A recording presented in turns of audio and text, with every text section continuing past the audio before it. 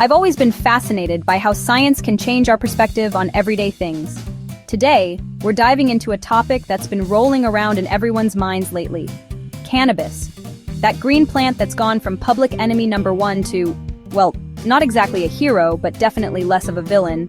So, buckle up, because we're about to take a trip through the highs and lows of cannabis science.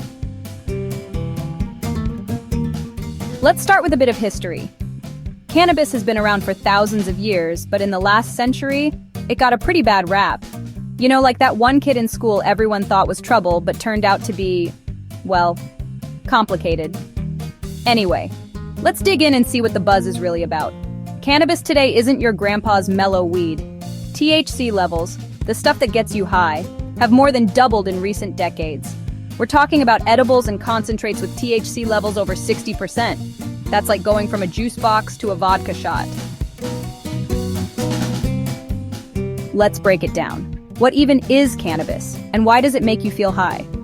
The secret ingredient is THC, short for tetrahydrocannabinol. It's the main psychoactive compound in cannabis that interacts with your brain in some surprisingly sneaky ways. Your brain has something called an endocannabinoid system.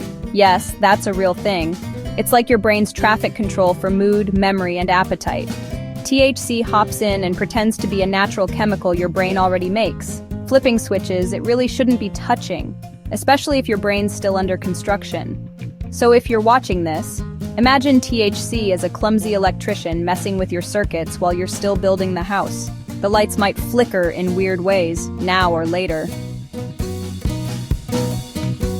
So what's the takeaway here? Cannabis isn't some cartoon villain or a magical cure-all. It's a chemical plant that interacts with a chemical brain. That high feeling? It's not just vibes, it's biochemistry. THC works by binding to receptors mostly found in your brain and nervous system, especially areas linked to pleasure, memory, thinking, and coordination.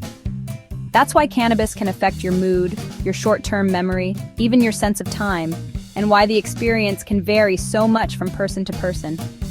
Whether you're just curious or exploring deeper, understanding how THC interacts with your brain helps you make sense of what you're feeling. The science is still evolving, but one thing's clear. The more you know, the more in control you are of your experience. Learning stuff you kinda missed the first time? Same. Hit subscribe and let's keep feeding that curious brain of yours. No pop quizzes, promise.